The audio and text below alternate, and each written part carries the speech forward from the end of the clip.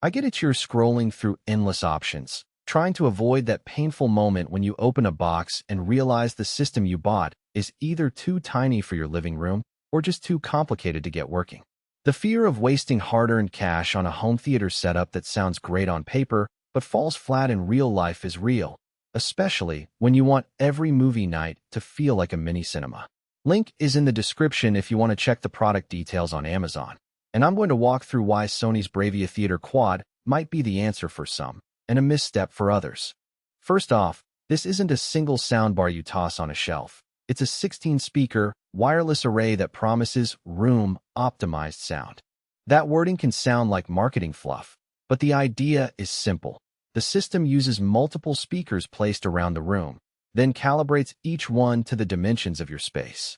If you've ever tried to set up a traditional 5.1 or 7.1 system, you know the headache of finding the right speaker placement, running wires, and then still ending up with a hole in the middle of the room where the bass just doesn't hit. With the HTA9M2, Sony claims the speakers talk to each other, automatically adjusting volume and timing so the sound feels cohesive, no matter whether your couch is right in front of the TV or off to the side. So who actually benefits from that level of automation? If you have a medium to large living room, a high-ceiling space, or a room that isn't a perfect rectangle, the room optimization feature can be a lifesaver. Imagine a family movie night where you've got kids sprawled on the floor, grandparents in a recliner, and a friend on a beanbag. The system's calibration aims to keep dialogue clear for everyone, while still delivering that deep, room-filling bass that makes action scenes pop.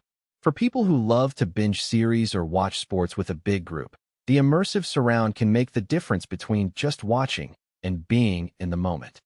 On the flip side, if you live in a small apartment or a studio where the walls are within a few feet of each other, the same room-filling ambition can become a drawback. The speakers are wireless, which means they rely on Wi-Fi or a proprietary radio link. In cramped spaces, the bass can become boomy, and the system may overcompensate, creating a slightly muddy low end. Users who prefer a minimalist aesthetic might also balk at having 16 distinct speaker units scattered around the room. The design is sleek, but each unit still needs a small mount or shelf, which can feel cluttered if you're aiming for a clean line look. Another practical concern is the pairing with a Sony BRAVIA TV. The branding is intentional. Sony designed the system to sync with its own TVs for a seamless, one-remote experience. If you already own a BRAVIA, the integration is almost plug-and-play. The TV can automatically trigger the speaker calibration when you turn it on, and the remote will control both picture and sound. That's a genuine convenience you won't get with a generic soundbar and separate speakers. However, if your TV is a different brand, you'll still be able to connect via HDMI ARC or optical, but you lose the auto-sync feature and might have to tinker with settings to get the best match. So, the value proposition is strongest for existing Sony TV owners. Let's talk about the bass. Sony includes a dedicated subwoofer that's designed to add room-filling bass. In my testing, the low frequencies were indeed powerful enough to feel the rumble in a car chase, yet they remained controlled enough not to vibrate the entire wall. The key here is that the sub is part of the wireless ecosystem, so you can place it wherever you have a power outlet, and the system will adjust its output to the rest of the speakers. This flexibility is a step up from soundbars that force you to keep the sub tucked under a couch or in a corner, where placement is often a compromise. Now, no system is perfect. One practical weakness is the initial setup time.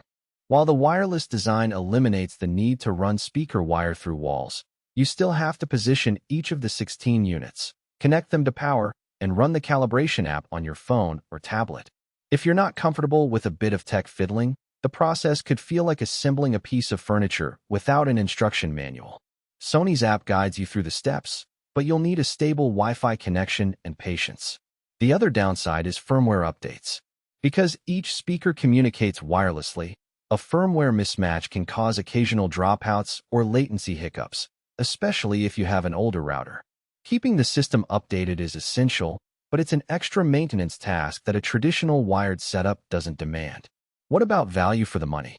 The price tag places the HTA9M2 in the premium segment, clearly above most soundbars and entry-level home theater kits. The rating of 4.4 out of 5 stars from a modest pool of 20